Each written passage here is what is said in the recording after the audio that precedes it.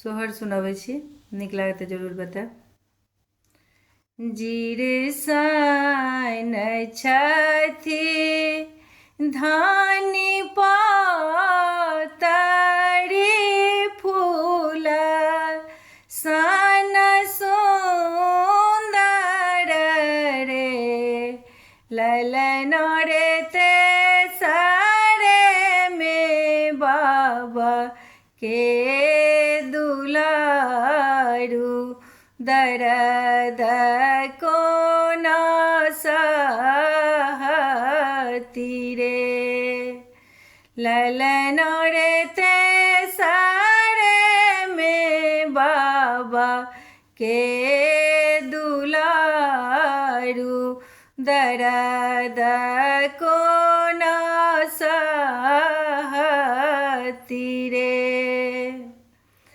कथी लाए बाबा बियाहलानी देला नी ससुर घर रे ललन रे रहितहु बारी कुमारी दर्द नहीं जानितहु रे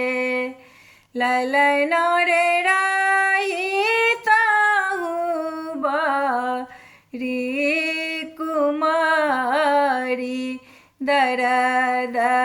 नहीं जानितहु रे।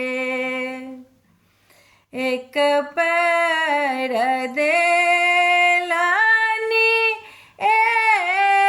हरि पर दोसरा पैर दे हरि रे ललन रे तेसरे में होरी लाजना मलेला सब माना रखितारे ललन रे तेसरे में होरी लाजना मलेला सब माना रखितरे निकलाए बाबा बियाहलानी देला नी ससुर घर रे ललन रे रहितहु बारी कुमारी होरी ला